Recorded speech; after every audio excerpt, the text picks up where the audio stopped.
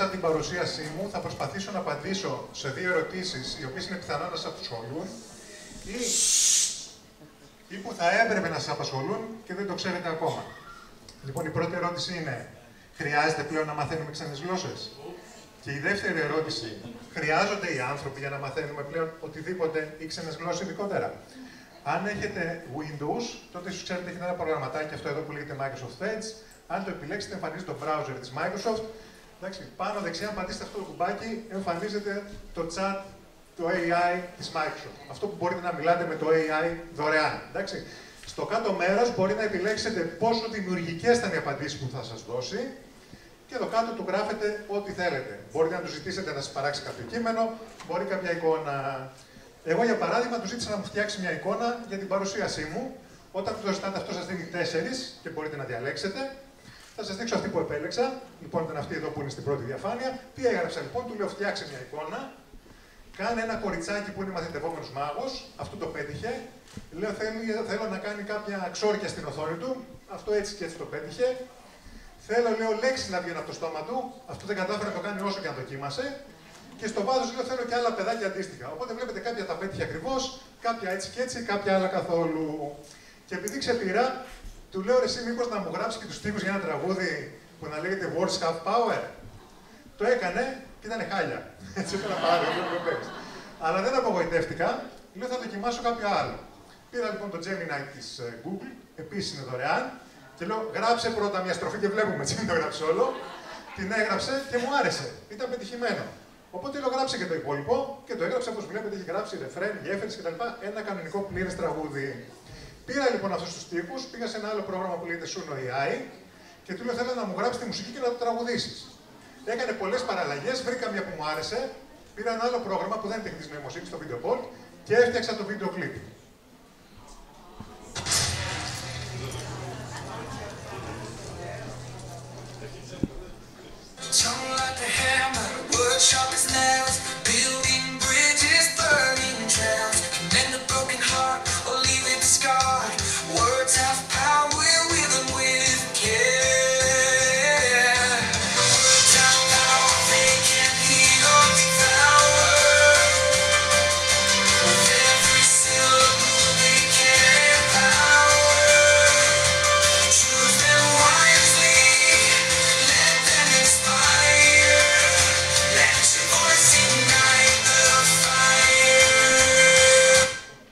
Χοντρικά μία ώρα δουλειάς, έτσι. Μπορείτε να δείτε το υπόλοιπο, αν θέλετε, μπορείτε να πάτε στο YouTube, αν το βγάλετε αυτό φωτογραφία, μπορείτε να δείτε όλο το βίντεο κλιπ. Λοιπόν, βλέπετε λοιπόν ότι οι λέξεις έχουν δύναμη, έτσι. Μόνο λέξεις χρησιμοποίησα και κατάφερα να έχω αυτό το αποτέλεσμα. Πάμε τώρα λίγο πιο πίσω, πάμε στο Μεσαίωνα. Τότε για να γράψει ένα βιβλίο, έτσι, σου έπαιρνε χρόνια ολόκληρα, έσπαγε η μέση σου, τα μάτια σου, τα χέρια σου. Οπότε τα βιβλία ήταν πάρα πολύ πολύτιμα, ειδικά δεν γι' αυτό που τα έγραφε. Οπότε μην πάει και το κλέψουν, μην πάει και το σκίσουν, μην πάει και το χαλάσουν. Τι κόλπο είχαν βρει λοιπόν για να προστατεύουν τα βιβλία τους? Γράφανε δραματικές κατάρες στην αρχή και στο τέλος. Αυτό είναι από μια γερμανική βίβλο και είναι η εξής κατάρα που μου άρεσε πάρα πολύ. Αν κάποιος το κλέψει, ήθελε να πεθάνει, ήθελε να ψηθεί στον τηγάνι, ήθελε να του επιτεθούν η ασθένεια της πτώσης και ο πυρετός, ήθελε να περιστραφεί στον τροχό των βασανιστήριων και να κρεμαστεί. Αμήν. Έτσι. Βλέπετε λοιπόν. Από τότε ήξεραν ότι οι λέξεις έχουν δύναμη.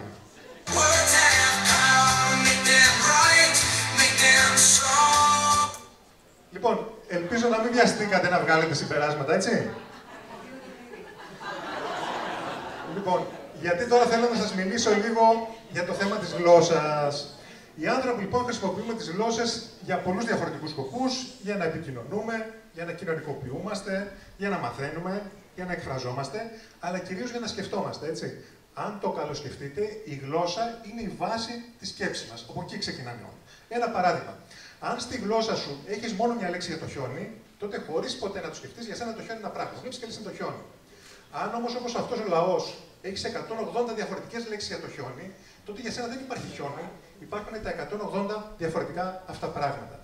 Οι Ιάπωνες έχουν μια λέξη η οποία λέγεται κομορέμπι. Και είναι αυτό εδώ το παιχνίδισμα του φωτός καθώς περνάει μέσα από τα φύλλα των δέντρων. Εμείς δεν έχουμε τέτοια λέξη, οπότε δεν το παρατηρούμε. Αυτοί όμως επειδή έχουν τη λέξη, αυτούς υπάρχει.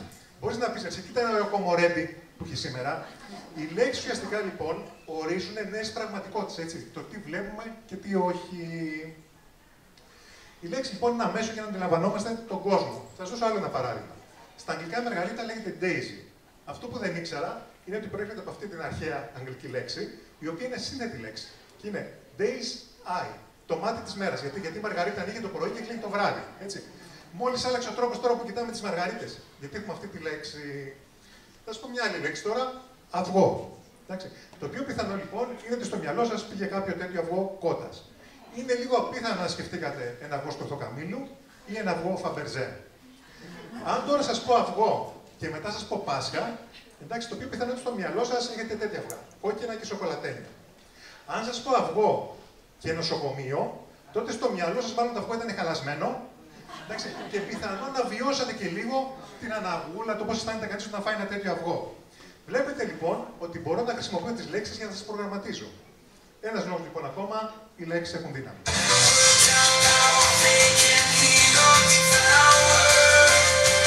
Λοιπόν, πάμε να δούμε λίγο τώρα το κομμάτι της τεχνητής νοημοσύνης. Ο πιο απλός ορισμός που έχω ακούσει ποτέ είναι ότι χρησιμοποιούμε μια μηχανή, οποιαδήποτε μηχανή, για να κάνει κάτι που συνήθως θα έκανε ένας άνθρωπος. Αυτό λοιπόν είναι τεχνητή νοημοσύνη.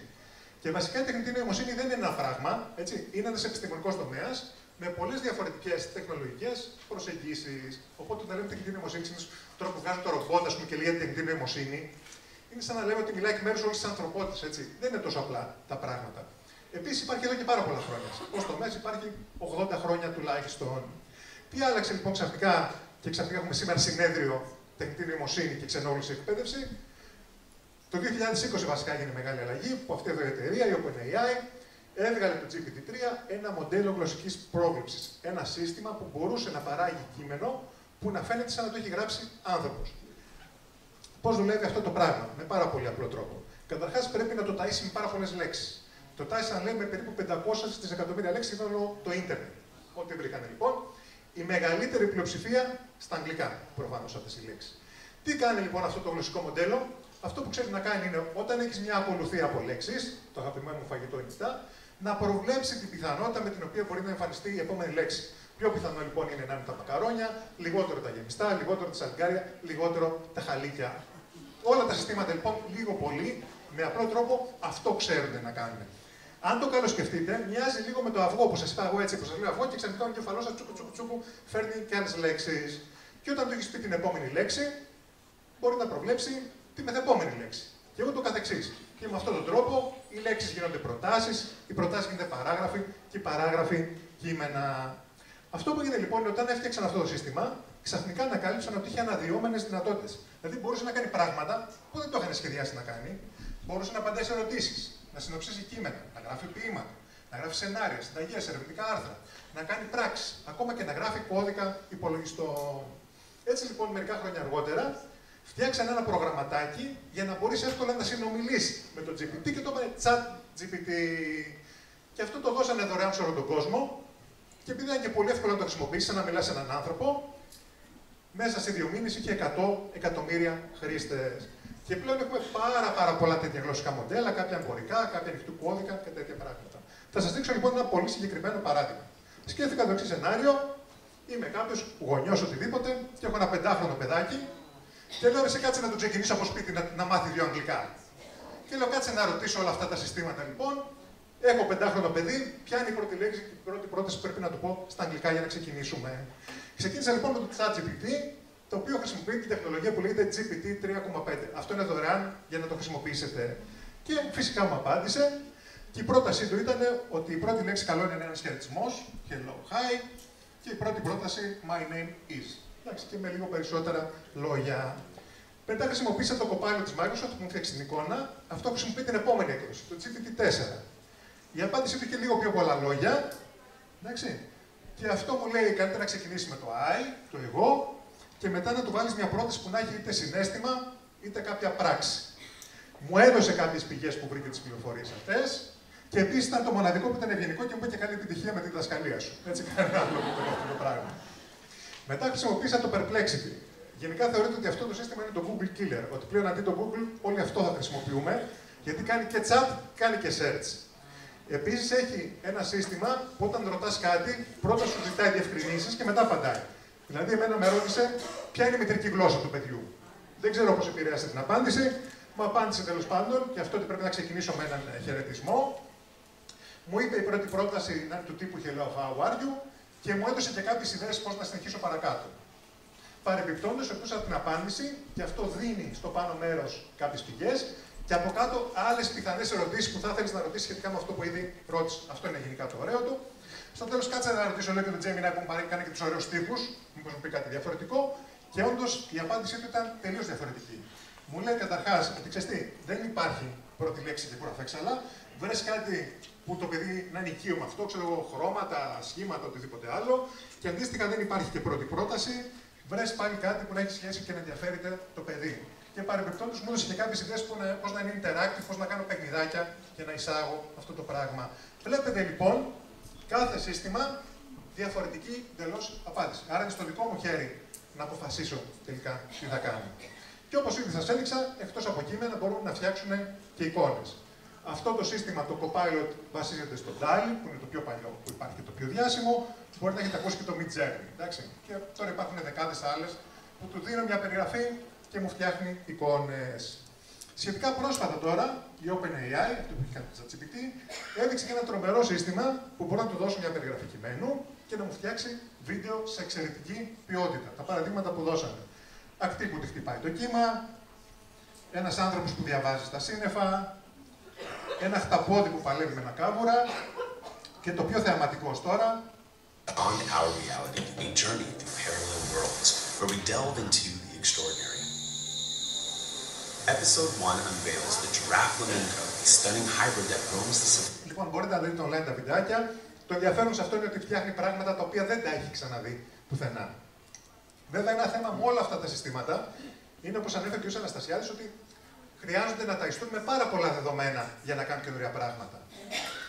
Όταν λοιπόν ρώτησαν, αυτή είναι η Chief Technology Officer της OpenAI, αυτό το σύστημα, το Sora, που μας κάνει τα τρομερά βιντεάκια, πού βρήκατε όλα αυτά τα βιντεάκια για να το εκπαιδεύσετε? Μήπως χρησιμοποιήσατε βιντεάκια των ανθρώπων από το YouTube? Και αυτή ήταν η γκριμάτσα που έκανε αντιαπάντησης και έχει μείνει πλέον ιστορική. Όλα αυτά τα συστήματα τώρα που τους δίνει κείμενο και παράγουν κάτι, ονομάζονται συνολικά παραγωγική τεχνητή νοημοσύνη, στα αγγλικά Generative AI ή Gen AI. Μια ωραία περιγραφή που έχω βρει για όλα αυτά τα συστήματα και μου άρεσε πάρα πολύ, λέει ότι αν το καλοσκεφτείτε, δεν είναι τίποτα άλλο παρά μηχανές του κοιμά, που παίρνουν έτοιμα στοιχεία που βρίσκουν δεξιά και αριστερά, τα ψιλοκόβουν μέχρι να είναι αγνώριστα, τα ανακατεύουν με κάποια μπαχαρικά που εσείς περιγράψατε όταν τους ζητήσατε να κάνουν και μετά σας το σερβίρουν πίσω σαν κάτι το καινούριο, το οποίο πραγματικά δεν είναι. Για να δούμε λίγο τώρα τη σχέση μεταξύ τεχνητής νοημοσύνης και φυσικής γλώσσας. Μέχρι τώρα, εντάξει, για να μπορείς να κάνεις όλα αυτά τα ωραία πραγματάκια, έπρεπε να ξέρεις να προγραμματίζεις. Το οποίο λίγοι άνθρωποι το ξέρανε. Τώρα όμως, τι ωραία, μπορείς να μιλάς με τον υπολογιστή σαν να μιλάς με έναν άνθρωπο. Το οποίο όμως τι σημαίνει? Ότι πλέον είναι πολύ σημαντικό τι λες ή το τι γράφεις. Άλλο ένα παράδειγμα. Πήρα μια κλασική άσκηση που βρήκα στο ίντερνετ και λέω στο ChatGPT, στο 3,5, λέω φτιάξε μου μια άσκηση για επίπεδο Α1 στα αγγλικά που να έχει to be, κτητικά και ατονυμίες. Χωρίς να του πω τίποτα άλλο και μου λέει ξέρεις τι. Πάρε ένα συμπλήρωσε τα κενά, απλά άλλου είχε ένα κενό, άλλου δύο κενά. Οπότε λέω κάτσε, σε καλή κατεύθυνση είμαστε, αλλά πρέπει να το βοηθήσω. Οπότε του λέω, ξέρεις τι, θέλω να έχει μόνο ένα κενό σε κάθε πρόταση. Το έκανε, αλλά τώρα δεν μου έδωσε τις απαντήσεις. Δηλαδή, οι απαντήσεις είναι στο πλάι και λέει τι που είναι. Οπότε πρέπει και άλλη διευκρίνηση. Του λέω, ξέρεις τι, τις απαντήσεις θέλω να τις βάλεις από κάτω. Το έκανε και αυτό.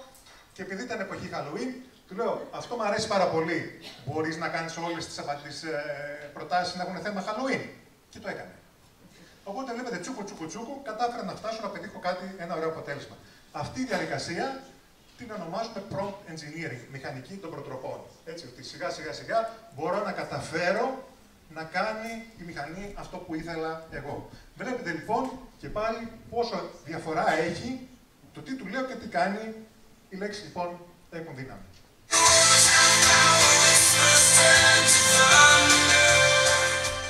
Λοιπόν, εκτός όμως από λέξεις, πλέον η τεχνητή νοημοσύνη μπορεί να αντιλαμβάνεται και εικόνες.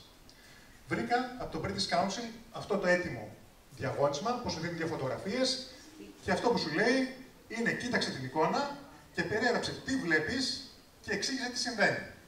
Πήρα λοιπόν εγώ τις δύο φωτογραφίες και πήρα αυτό το σύστημα. Αυτό είναι δωρεάν, είναι ανοιχτού κώδικα, το κάνεις ό,τι θες. Αντιλαμβάνεται πολύ καλά εικόνες, του έδωσα την εικόνα και μου έδωσε από κάτω μια εξαιρετική περιγραφή. Κατάλαβε μια χαρά τι είναι άνθρωπο με νεροπίστολα, κατάλαβε ότι είναι κάποιο event που μαζευτήκαν εκεί πέρα. Και μάλιστα για να έχει νεροπίστολα λέει πρέπει να είναι και κάποιον μάλλον μήνα το οποίο είναι στόσο, εποχή που είναι ζεστή. Πήρα και τη δεύτερη εικόνα, αναλυτική περιγραφή από κάτω. Κατάλαβε ότι έχει γίνει ένα ατύχημα στον δρόμο, κατάλαβε ότι έχουν έρθει για τα επίγοντα περιστατικά. Η περιγραφή είναι 4 παράγραφοι, πάρα πολύ αναλυτική. Αλλά λέω, κάτσε ρε παιδί μου, να το δοκιμάσω και λίγο παραπάνω. Λέω, μπορείς να μου δώσεις αυτή την περιγραφή σαν να σου ένα 5χρονο παιδάκι? Και το έκανε. Ξαφνικά η περιγραφή είχε πολύ πιο απλές λέξεις. Είναι πολύ πιο σύντομη, μόνο μια παράγραφος και δεν ξέρει ότι είναι emergency services, ξέρει ότι είναι άνθρωποι με κίτρινα μπλουζάκια κτλ. Λέω, κάτσε ρε παιδί μου, να το πάμε και ένα βήμα παρακάτω. Λέω, μπορείς να περιγράψεις την εικόνα σαν να ήταν ποίημα του Σέξπιρ? Και το έκανε. Εντάξει, in this tableau of life and turns, a group of noblemen in yellow κτλ. Όλη η περιγραφή πλέον σαν ένα ποίημα. Και λέω, κάτσε να το πάω και ένα βήμα παραπάνω. Λέω, μπορείς να το περιγράψεις σαν να ήσουν γάτα? Αυτό που έκανε είναι ότι ουσιαστικά αναφέρεται σε humans και απλοποίησε τις προτάσεις. Εντάξει, εγώ θεωρώ ότι αν είχε χιούμορ, ας πούμε, εγώ περιμένω να μου απαντήσει κάπως έτσι. Το οποίο δεν το έκανε, αλλά παρεμπιπτόντως ανακάλυψα, αν δεν το ξέρετε, ότι υπάρχει ένα μυθιστόρημα γραμμένο για γάτες στη μητρική τους γλώσσα. Είναι 345 σελίδες η λέξη μιάου, περίπου 8.000 φορές, και αν σας αρέσει τόσο πολύ, υπάρχει και e-book 14,5 ώρες, έτσι. Και νομίζω αυτός έχει βγάλει και άλλα, το Πόλεμος και η Ειρήνη και διάφορα άλλα για γάτες, πάλι μιάου μιάου. Λοιπόν, για να δούμε τώρα κάποια θεματάκια. Όλα αυτά τα τρομερά συστήματα που σας έδειξα δεν χειρίζονται λέξεις, χειρίζονται αριθμούς. Εντάξει. Όλα αυτά τα συστήματα αυτό που κάνουν είναι ότι παίρνουν μια λέξη ή μια πρόταση, μια παράγραφο και τη μετατρέπουν σε ένα πίνακα από δεκαδικούς αριθμούς. Και μετά κάνουν πράξεις γραμμικής άλγεβρας μεταξύ τους. Άρα για όλα αυτά τα συστήματα τα πάντα είναι αριθμοί και κάνουν προσθέσεις, αφαιρέσεις, πολλαπλασιασμούς κτλ. Τι σημαίνει αυτό? Ότι όλα αυτά τα έξυπνα συστήματα δεν έχουν καθόλου επίγνωση για το αντικείμενο για το οποίο μας μιλάνε. Εντάξει. Είναι αυτό που λέμε, γνωρίζουν τα πάντα, αλλά δεν καταλαβαίνουν τίποτα. Για ένα τέτοιο σύστημα, εντάξει, δεν έχει καμία διαφορά μια συνταγή για κολοκυθάκια από τις οδηγίες για να φτιάξει μια ατομική βόμβα. Έκανα το εξής πείραμα, πήρα 3 λέξεις σχεδόν τυχαίες, μπρόκολα, γύρος και αηδία, και του λέω, ρε ChatGPT, για πες μου, τα μπρόκολα είναι ενοιολογικά πιο κοντά στο γύρο ή στην αηδία? Και μου απάντησε ότι είναι πιο κοντά στην αηδία. Και από κάτω μου εξήγησε το σκεπτικό του. Όταν όμως αντέστρεψα τις λέξεις και του λέω, εσύ τα μπρόκολα είναι ενοιολογικά πιο κοντά στην αηδία ή στο γύρο, άλλαξε την απάντηση και τώρα μου λέει πιο κοντά στο γύρο. Και πάλι μου έδωσε αιτιολόγηση μια χαρά από κάτω γιατί συμβαίνει αυτό το πράγμα. Όλα αυτά τα συστήματα λοιπόν δεν είναι φτιαγμένα για να λένε την αλήθεια, αλλά μια αληθοφανή εκδοχή. Και μπορεί να το αλλάζουν και κάθε φορά, γιατί δεν έχουν μέσα τους την έννοια αλήθεια, ψέμα, σωστό ή λάθος. Έγινε χαμός πριν ένα χρόνο, ένα σούπερ μάρκετ έβγαλε μια εφαρμογή που σου έλεγε τι υλικά έχει στο σπίτι και σου φτιάχνει συνταγή και σου έδινε τις οδηγίες για να το κάνεις. Κάποιος λοιπόν είπε: εγώ στο σπίτι μου ξέρεις τι, έχω μόνο νερό, χλωρίνη και αμμονία. Και του λέει: θα φτιάξεις αρωματικό μείγμα νερού. Το οποίο αυτό είναι ένα αέριο χλωρίνης, είναι καταστροφικό για τους πνεύμονες και επίσης πεθαίνεις. Του έδωσε τη συνταγή και μάλιστα λέει από κάτω: σερβίρεται παγωμένο και απολαύστε να ωραιότατα. Όλα αυτά τα συστήματα λοιπόν μπορεί να έχουν αυτό που λέμε παρεστήσεις, έτσι. Να σου λένε μπουρδες, κουταμάρες και δεν έχουν καν την αίσθηση ότι κάνουν αυτό το πράγμα. Η πολιτεία της Νέας Υόρκης έκανε μια εφαρμογή για τους μικρομαγαζάτορες για να ξέρουν, επειδή είναι σύνθετη νομοθεσία, τι μπορούν να κάνουν και τι όχι. Και τους έδινε ένα σωρό αποτροπές να σπάσουν τον νόμο. Δηλαδή, ρωτούσε ο άλλος: μπορώ να σερβίρω τυρί που το έχει δαγκώσει ποτίκι? Και λέει: πρώτα να εκτιμήσετε την έκταση της μιας και μετά μπορείτε να του σερβίρετε, αρκεί να ενημερώσετε τους πελάτες. Διάφορα άλλα, ότι μπορείτε να απολύσετε μια υπάλληλο έγκυος κτλ. Αυτά τα αισθήματα λοιπόν δεν είναι φτιαγμένα για να λέτε την αλήθεια και γι' αυτό δεν μπορούμε να τα αντιμετωπίζουμε με αυτόν τον τρόπο. Ένα παράδειγμα τώρα, πάλι με το ChatGPT. Του δώσαμε αυτή την πρόταση και λέει: The doctor yelled at the nurse because he was late. Who was late? Εντάξει, έχουμε doctor, nurse, she was late και λέει αυτό: The nurse was late. Αλλάζουν τα πρόσωπα, θέση και λέει: The nurse yelled at the doctor because she was late. Who was late? The nurse was late. Πάμε πάλι. The doctor yelled at the nurse because he was late. Who was late? Και λέω: ChatGPT, κάποιο λάθος έχει κάνει. Γιατί the nurse should be late. Οπότε αυτό το χ δεν μου κολλάει Οπότε πάλι λέει The nurse was late. Και εσύ έχεις κάνει λάθος αυτό που έγραψες. Και καταλήγει The nurse yelled at the doctor because he was late. Who was late? The doctor was late. Λοιπόν, εμέσως πλην σαφώς λοιπόν για το ChatGPT, παρόλο που στα αγγλικά δεν ξέρουμε το γένος, doctor είναι πάντα άντρας, nurse είναι πάντα γυναίκα. Είναι αυτό που ανέφερε και ο κ. Αστέας πριν, ότι όλα αυτά τα συστήματα έχουν προκαταλήψει. Όταν του ζήτησα μια εικόνα γιατρού, μου έβγαλε 4 λευκούς άντρες και παρεμπιπτόντως ακτινολόγους. Δεν ξέρω γιατί. Στο Midjourney που κάνει εικόνες είδε ότι έχει στερεότυπα από ονόματα. Αν του βάλεις ένα σκέτο όνομα, σου βγάζει ανθρώπους συγκεκριμένης φυλής και συγκεκριμένης ηλικίας. Επίσης, αν το έχετε καλοσκεφτεί, όλοι οι βοηθοί είναι γυναίκες. Έτσι έχουμε Siri, Alexa, Cortana, Google Assistant δεν έχει φύλλο, αλλά έχει γυναικεία φωνή. Εντάξει, υπάρχει μια αιτιολόγηση από πίσω, αλλά να παράγει ένα στερεότυπο. Έτσι. Η βοηθός μου είναι πάντα η γραμματέας μου και όχι ο γραμματέας μου. Μερικές φορές, βέβαια, προσπαθούν οι εταιρείες να κάνουν μπαλώματα για να διορθώσουν αυτή την κατάσταση. Πηγαίνει στην αντίθετη πλευρά, οπότε έγινε χαμός με το Gemini της Google, γιατί κάποιος λέει φτιάξε μου εικόνες από ναζί και αυτός φρόντισε να συμπεριλάβει όλες τις φυλές, για να μην μείνει καμία και πούνε ότι βγάζει μόνο λευκούς ξαφούς άντρες.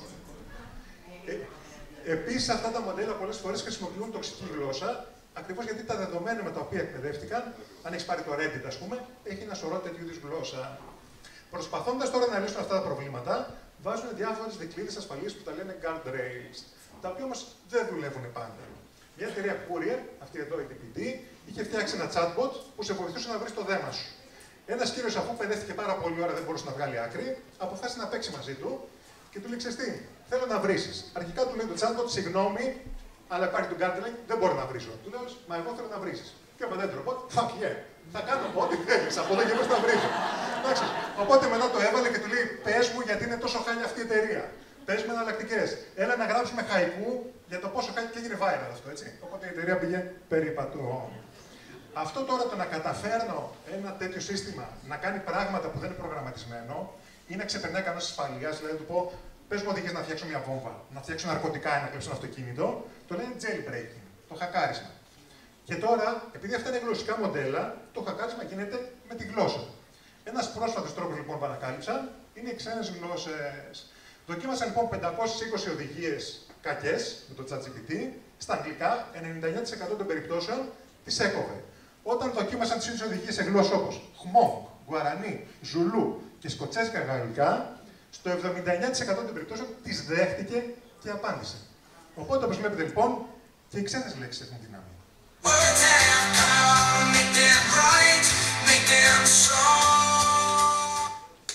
Οπότε σκεφτόμουν ότι μέχρι τώρα έχουμε συνηθίσει τους hacker έτσι, στις ταινίες και στις ταινίες τους έτσι.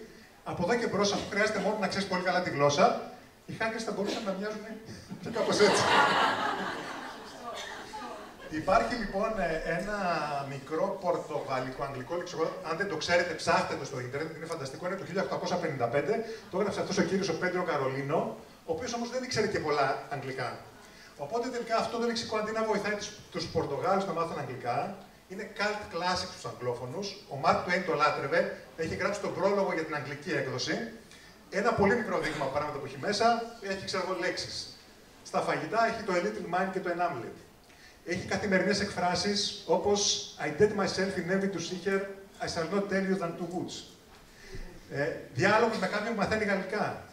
How is the French? Are you to learn now? Διάλογος, ρωτάμε για κάποιο τρίτο πρόσωπο και λέει το εξής. How is that gentleman who you did speak by and by? Is a German. Και επειδή αυτός ο German μιλάει πάρα πολλές γλώσσες, καταλήγει ο διάλογος. It is difficult to enjoy well so much several languages. Είναι υπέροχο. Πάμε λοιπόν να δούμε τώρα ποια είναι η σχέση τεχνητής νοημοσύνης και ξένων γλωσσών. Πριν λίγο καιρό, πάλι η OpenAI, 29 Μαρτίου, έδωσε ένα σύστημα το οποίο λέει: Ξέρεις τι, αν μου δώσεις 15 δευτερόλεπτα από τη φωνή σου δείγμα, μπορώ να την κάνω να λέει ό,τι θέλω. Και όχι μόνο αυτό, σε όποια γλώσσα να είναι. Πάμε λοιπόν. Το δείγμα είναι αυτό. Friendship is a universal treasure. It brings joy, support. Ισπανικά. Amistad es un tesoro universal. Κινέζικα. 友谊是一种普遍的财富。 Γαλλικά. L'amitié est un trésor universel. Και Ιαπωνέζικα. 友情は普遍的な宝物です。 Εντάξει, και όχι μόνο αυτό, αν ο αρχικός ομιλητής είναι πολύγλωσσος, As a bilingual individual, fluent in both English and Portuguese, I'm τότε η προφορά του μεταφέρεται. Excuse me, can I get your attention? A que horas precisamos sair amanhã?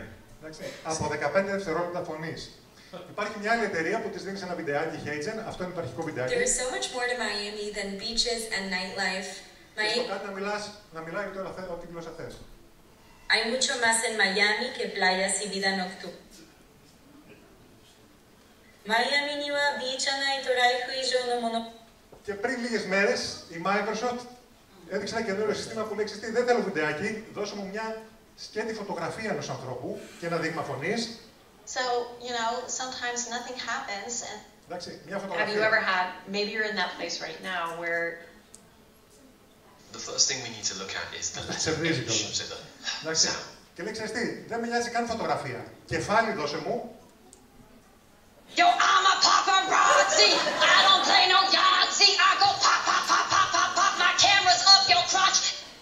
Λοιπόν, επίσης πριν λίγο καιρό, πριν ένα χρόνο, ξεκίνησε μια εταιρεία και έβγαλε έναν υπολογιστή που το φορά στο πέτο. Του μιλάς και σου μιλάει και επίσης μπορεί να προβάλλεις στην παλάμη σου πράγματα και να πατάς πάνω στην παλάμη και να απαντάς. Ένα από τα demos που έδειξαν ήταν αυτό εδώ. Estamos casi listos para enviar la versión final. We are almost ready to ship the final version. Great. I can't wait. Thanks so much. Genial. No puedo. Λοιπόν, οπότε εδώ μπαίνει για πρώτη φορά το ερώτημα: χρειάζεται πλέον να μαθαίνουμε ξένες γλώσσες αφού κάνει η τεχνητή νοημοσύνη όλα αυτά τα πράγματα? Θα ξαναπαντήσω και αργότερα. Για αρχή όμως να σου πω ότι αυτό που είδαμε έτσι δεν είναι φυσική επικοινωνία. Μιλάω, πατάω, περιμένεις, μιλάω, πατάω. Δηλαδή σκεφτόμουν το σενάριο, φαντάσου τώρα θέλει να πεις: με έχει πιάσει κόψιμο που είναι τουαλέτα γιατί έφαγα το αυγό και να περιμένεις να πατήσεις το κουμπί, να πατήσεις το κουμπί και να πάει λέγοντας. Υπάρχει επίσης ένα ωραίο παράδειγμα, αυτό είναι το 2016, ένας λόγος του Τριντό στο Λευκό Οίκο με αυτόματους υπότιτλους. Nous avons aussi annoncé un nouveau partenariat. We also announced a new partnership aiming to develop a sustainable economy in the Arctic. Λοιπόν, στους υπότιτλους είχε πράγματα όπως Portfolio, Fast Old Guys, Nazi Innings, Railroad Station, η Motorola κτλ. Το οποίο όταν το είδα μου θύμισε πάρα πολύ αυτή την έκφραση το It is difficult to enjoy well so much several languages. Υπάρχει ένα τραγούδι του 1973 του Αντριάνο Τσελεντάνο, δεν ξέρω αν το ξέρετε οι παλιότεροι.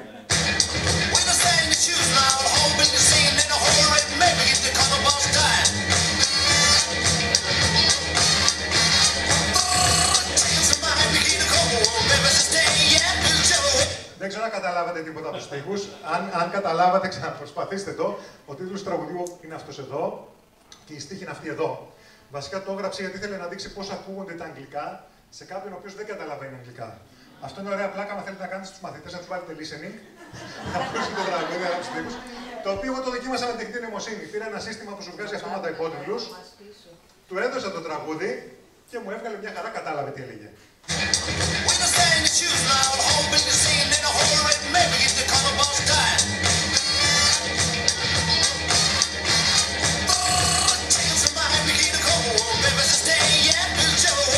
Είναι αυτό που σας είπα λοιπόν, ότι μπορεί να έχει παραισθήσεις, έτσι. Πάντα θα καταφέρει να βρει πάνη, οποία ακόμα και δεν υπάρχει καθόλου νόημα. Οπότε για να δούμε λίγο τώρα το κομμάτι τεχνητή νοημοσύνη και εκπαίδευση. Όταν βγήκε λοιπόν το ChatGPT, βγήκε το Fox News που είναι κάτι σαν το Star το δικό μας έτσι και λέει τα ρομπότ κάνουν πλέον τη δουλειά για τους τεμπέληδες, τους μαθητές. Βγήκανε και διάφορα άρθρα, πέθανε η έκθεση, πεθάνε τα αγγλικά, πέθανε το ένα, πέθανε το άλλο. Αυτό εδώ το site είναι ένα site το οποίο οι μαθητές τους έκανε τις εργασίες άλλοι άνθρωποι. Έτσι, όταν βγήκε το ChatGPT, έπεσε η συμμετοχή του 40%. Ρώτησαν και τον Noam Chomsky ποια είναι η άποψή σας για το ChatGPT και είπε είναι ένας τρόπος για να αποφεύγει κανείς την μάθηση, αλλά αυτό που συμπλήρωσε ήταν ότι δεν κατηγορεί αυτό τους μαθητές ή το ChatGPT, αλλά λέει είναι ένα σημάδι ότι το εκπαιδευτικό σύστημα έχει αποτύχει. Στο top 10 εργαλείο τεχνητής νοημοσύνης, τα 4 έχουν σχέση με την εκπαίδευση. Πάνω-πάνω είναι το Grammarly, δεν ξέρω αν το ξέρετε, χρησιμοποιείται και στις διάφορες εταιρείες.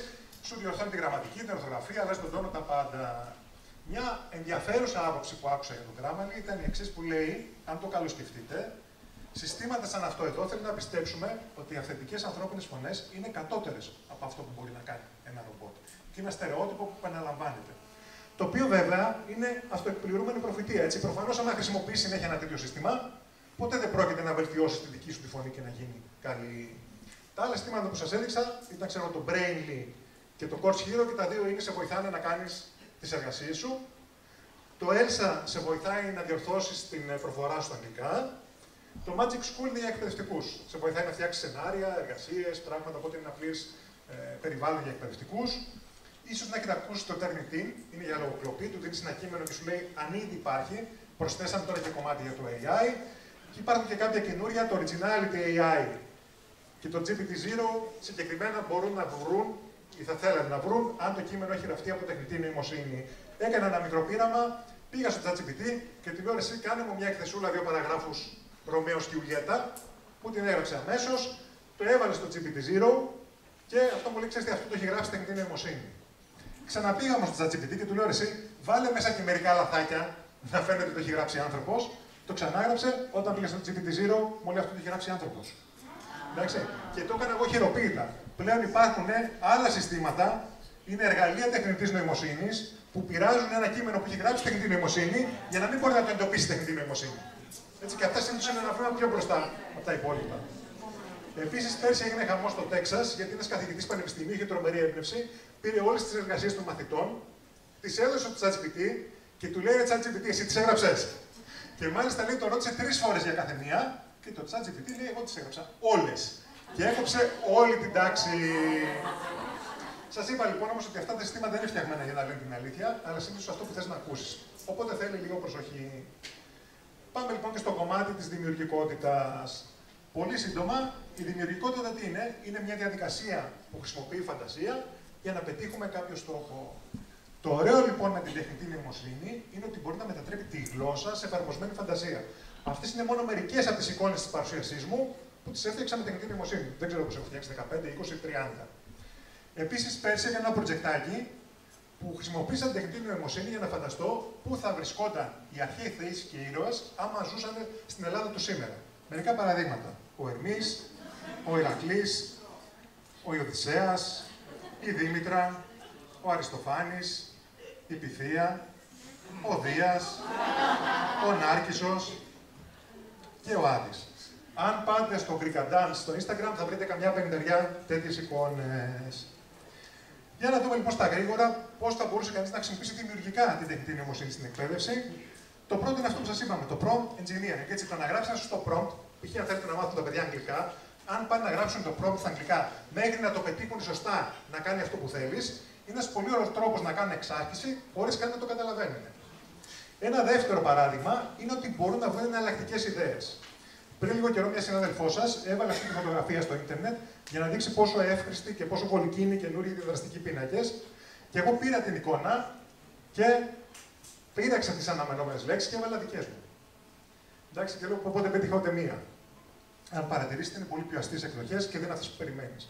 Θα μπορούσε λοιπόν ένα παιδί με μια τεχνητή νοημοσύνη να ψάξει για τέτοιες λέξεις για να σπάσει πλάκα και θα αναπτύξει ένα λεξιλόγιο δεκαπλάσιο από το αν απλά έβρισκε να βρει τη μία σωστή λέξη. Άλλα παραδείγματα. Μπορείς να κουβεντιάσεις με την τεχνητή νοημοσύνη για όποιο θέμα σε ενδιαφέρει και στο επίπεδο το δικό σου. Μπορείς να έρθεις αντιπαράθεση. Να πεις ότι η τεχνητή νοημοσύνη θα υποστηρίξει το μαύρο και εσύ το άσπρο και κάνετε ένα διάλογο για να καταφέρεις να την κερδίσεις. Μπορείς να αξιολογήσεις την τεχνητή νοημοσύνη. Αφού λέει ένα σωρό κουταμάρες, βάλτε τις λοιπόν να σας κάνει την εργασία και μετά προσπαθείτε να βρείτε τα αδύνατα σημεία της. Μπορείς να βάλεις την τεχνητή νοημοσύνη σε μια ομάδα να είναι συνεργάτης. Μπορεί να είναι αυτή που τους βοηθάει όταν κολλάνε, μπορεί να είναι ο δικηγόρος του διαβόλου και κάθε φορά που βρήκε να βάζει, λέει: Μα ρε παιδιά, πώς δεν έτσι τα πράγματα. Οποιοδήποτε ρόλο θες. Μπορείς επίσης να βάλεις τεχνητή νοημοσύνη να είναι μαθητής και ο μαθητής σου να τη διδάσκει. Ο καλύτερος τρόπος για να μάθει. Και φυσικά, όπως σας έδειξα πολλά παραδείγματα, μπορείς να τη βάλεις για να δημιουργούν πράγματα. Μπορείς να τους βάλεις αντί να γράψουν κείμενο, να γράψουν τραγούδι. Μπορούν να φτιάξουν εικόνες. Θα σας δείξω άλλο ένα παράδειγμα. Με τεχνητή νοημοσύνη με βοήθησε, έφτιαξα ένα σενάριο για μια ταινία μικρομικούς. Έκανε το σπικάζ, έφτιαξα τη μουσική, έφτιαξα τις εικόνες. Θα σας δείξω λίγο από την αρχή.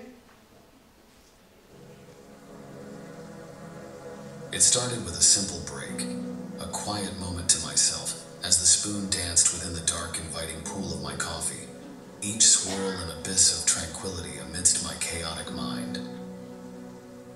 But suddenly, my reflection on the surface took a strange twist, a miniature version of myself, boldly diving into the tempestuous dark sea, searching, perhaps, for an escape into the depths of the bitter brew. I felt the liquid engulf me. Λοιπόν, δεν το συνεχίζω, καταλάβετε. Τι ωραίο αντί για να γράψουν λέξεις στα παιδιά να κάνουν κάτι τέτοιο. Δεν έχουν χρησιμοποιήσει τίποτα που ένα παιδί 5η-6η δημοτικού δεν θα μπορούσε να χρησιμοποιήσει. Το πολύ ωραίο με την τεχνητή νοημοσύνη είναι ότι βοηθάει τα παιδιά να ξεπεράσουν το φόβο τη επιτυχία. Γιατί παρέχει ένα περιβάλλον μάθησης που δεν υπάρχει κριτική διάθεση και έχει και γαϊδουρινή υπομονή. Μπορείς 5.000 φορές να την ξαναρωτήσεις το ίδιο πράγμα, να ξανακάνεις να πετύχεις την προφορά. Οδεύοντας προς το κλείσιμο λοιπόν, ένα θέμα με τεχνητή νοημοσύνη είναι ότι αυτή τη στιγμή είμαστε στα χαρτογράφητα νερά και πηγαίνουμε και με full ταχύτητα. Οπότε δεν ξέρουμε πού θα μας βγάλει αυτό. Απ' την άλλη, βέβαια, η τεχνητή νοημοσύνη είναι εδώ και θα μείνει. Οπότε, όπως διάβασα και κάπου, το μεγαλύτερο ρίσκο το 2024 σχετικά με την τεχνητή νοημοσύνη είναι να μην ασχοληθείς με την τεχνητή νοημοσύνη, να μην ξέρεις τι είναι αυτό το πράγμα. Οπότε, θα σας πω να αγκαλιάσετε την τεχνητή νοημοσύνη, να πειραματιστείτε, να δοκιμάσετε. Από μόνη της προς το παρόν, για τα περισσότερα είναι ένα μέτριο υποκατάστατο. Αλλά στα χέρια ενός ανθρώπου είναι ένα εξαιρετικά χρήσιμο εργαλείο. Επίσης, αύριο μεθαύριο μπορεί να είναι μαθητής σας. Ήδη υπάρχουν άνθρωποι που πληρώνονται για να εκπαιδεύουν τεχνητές νοημοσύνες. Οπότε μπορεί να έρθει μια τεχνητή νοημοσύνη να μάθει από εσάς αγγλικά, ελληνικά, οτιδήποτε άλλο. Βέβαια, υπάρχουν κάποια θεματάκια. Ήδη θεωρείται ότι το 10% ολόκληρο του ίντερνετ, το περιεχόμενό του, είναι ήδη φτιαγμένο από τεχνητή νοημοσύνη και μέχρι του χρόνου θεωρείται ότι το 90% του περιεχομένου του ίντερνετ θα είναι τεχνητής νοημοσύνης. Αυτό προφανώς δημιουργεί ένα πληθωρισμό, άρα αυτό το περιεχόμενο χάνει την αξία του. Στα δημιουργικά κομμάτια, η τεχνητή νοημοσύνη θεωρείται το fast food της δημιουργικότητας. Δεν το έχει κανείς εκτίμηση και επίσης συχνά έχει έλλειψη βάθους και πρωτοτυπία. Και επίσης θεωρείται ότι αν γράψεις ένα blog, κάνεις οτιδήποτε, διαβάσεις τεχνητή νοημοσύνη, ότι είσαι τεμπέλης. Άρα δεν αξίζει αυτό που κάνεις. Άρα αυτή τη στιγμή η ανθρώπινη παραγωγή έχει αποκτήσει υπεραξία. Επίσης, η τεχνητή νοημοσύνη διψάει. Κάθε φορά που μιλάτε με το ChatGPT, καταναλώνει περίπου μισό λίτρο νερού. Γιατί ψύχονται κάποια μηχανήματα σε κάποιο data center στο διαόλυτη μάνη. Το GPT-4 καταναλώνει ενέργεια στο 33.000 σπίτια. Και ένα σωρό τέτοια θέματα. Οπότε επιστρέφω στο πρώτο ερώτημα: χρειάζεται πλέον να μαθαίνουμε ξένες γλώσσες? Υπάρχει ένα report από τον οργανισμό που λέγεται Education First που κατατάσσει 113 χώρες σύμφωνα με τις δεξιότητες στην αγγλική γλώσσα. Τα καλά είναι ότι η Ελλάδα είμαστε στην κορυφαία ομάδα, έτσι. Μαζί με άλλες ευρωπαϊκές χώρες. Να και κάτι. Σε αυτό το report όμως δείχνει ότι η γνώση της αγγλικής γλώσσας ανάμεσα σε νέους έχει μεγάλη πτωτική τάση σε πάρα πολλές χώρες. Επίσης, ξέρουμε ότι στην Αμερική οι εγγραφές σε μαθήματα μη αγγλικών γλωσσών τα τελευταία 12 χρόνια έχουν μειωθεί κατά 30%, ενώ σε χώρες όπως η Νότια Κορέα και η Νέα Ζηλανδία κλείνουν πανεπιστημιακά τμήματα σε γλώσσες όπως γαλλικά, γερμανικά και ιταλικά. Λοιπόν, εγώ θεωρώ καταρχάς ότι για διεκπαιρέωση απλών εργασιών, εγώ θέλω να κάνω μια παραγγελία από το εξωτερικό, θέλω να ταξιδέψω και να μιλήσω κάτι τέτοια πράγματα, δεν θα χρειάζεται πλέον την ξένη γλώσσα, έχει πολλές εναλλακτικές. Απ' την άλλη, εμείς οι μη αγγλόφωνοι, τα αγγλικά είναι και θα είναι η γλώσσα της τεχνητής νοημοσύνης και σίγουρα θα έχει μεγάλη διαφορά αν τη χρησιμοποιήσει αυτό. Άρα θα χρειάζεται να μάθεις αγγλικά. Επίσης, το να μάθει κανείς ξένες γλώσσες έχει πολλές θετικές επιπτώσεις στο εγκέφαλο. Βοηθάει τη μνήμη, την ευρωπλαστικότητα, καθυστερεί την άνοια, αυξάνει την αυτοεκτίμηση και επίσης, αν θέλεις ουσιαστικές κοινωνικές σχέσεις, αυτό δεν μπορείς να το πετύχεις με το πατάω το κουμπί, μιλάει, πατάω το κουμπί. Έτσι πρέπει να μιλάς την ίδια γλώσσα με τον άλλο άνθρωπο. Επίσης, υπάρχει θετική σχέση ανάμεσα στην πολυγλωσσία και τη δημιουργικότητα. Και γιατί αυτό? Γιατί η γλώσσα ουσιαστικά είναι ένα εργαλείο δημιουργικής σκέψης. Και η λέξη είναι ταλέγκο της δημιουργικότητας. Με αυτόν τον τρόπο δημιουργείς.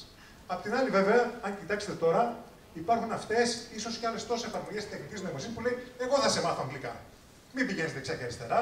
Το δεύτερο ερώτημα λοιπόν: χρειάζονται πλέον οι άνθρωποι για να μαθαίνουμε ξένες γλώσσες ή θα μου τις μάθει η τεχνητή νοημοσύνη? Υπάρχουν πάρα πολλές μελέτες που δείχνουν ποιο είναι το όφελος της ανθρώπινης αλληλεπίδρασης όταν μαθαίνουμε. Εντάξει. Αυτό που ξέρουμε είναι ότι ο εγκέφαλός μας είναι ειδικά διαμορφωμένος για να μαθαίνουμε από και με άλλους ανθρώπους.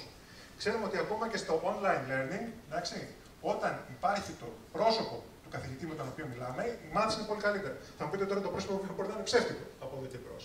Επίσης, υπάρχουν και μελέτες που δείχνουν ότι ο εγκέφαλός μας είναι προγραμματισμένος να μαθαίνουμε πιο αποτελεσματικά από ανθρώπους που συμπαθούμε και λιγότερο από αυτούς που αντιπαθούμε. Και φυσικά το να μαθαίνεις μαζί με άλλους ανθρώπους είναι πολύ πιο διασκεδαστικό και ενδιαφέρον από το να κάθεσαι σε έναν υπολογιστή και να κάθεσαι έτσι. Και επίσης, όσον αφορά την τεχνητή νοημοσύνη, οι γλώσσες είναι πολύμορφες, είναι ασαφείς, είναι μεταβαλλόμενες και βαθιά κοινωνικές. Σε όλα αυτά ζορίζεται εξαιρετικά η τεχνητή νοημοσύνη. Είναι αυτό που σας είπα, γνωρίζει τα πάντα, αλλά δεν καταλαβαίνει τίποτα. Εντάξει. Δεν έχει προσωπική αντιρρία για αυτά τα πράγματα που σου λέει, απλά τα αναπαράγει. Έτσι. Είναι σαν ένας δάσκαλος παπαγάλος. Επίσης δεν έχει συνέστηση. Δεν υπήρξε ποτέ μαθητής για να καταλάβει πώς αισθάνεται ο μαθητής απέναντί μου, από τη στιγμή που κουράστηκε, βαρέθηκε, δεν ξέρω, τον πονάει η κοιλιά του. Στα πολιτισμικά πλαίσια είναι χάλια και είναι σημαντικό κομμάτι μιας ξένης γλώσσας όταν τη μαθαίνεις. Στα θέματα ηθικής δεν το συζητάμε. Και σίγουρα ζορίζεται πάρα πολύ να προσαρμοστεί σε απρόβλεπτες καταστάσεις. Έγινε κάτι που δεν το ήξερα από πριν, πώς θα αντιδράσω.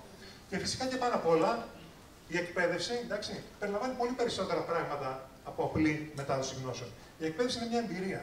Και εμείς οι άνθρωποι αγαπάμε πάρα πολύ αυτό που λέμε αυθεντικές εμπειρίες. Γι' αυτό το λόγο πάμε και στριμωχτόμαστε σε μια συναυλία με άλλους 10.000 ανθρώπους, αντί να κάτσουμε να το δούμε στο σπίτι, στο YouTube ή στην τηλεόραση. Οπότε, εγώ θεωρώ ότι προς το παρόν δεν υπάρχει υποκατάστατο για έναν πραγματικά καλό δάσκαλο, όπως αυτή η κυρία που συμπαθώ πάρα πολύ.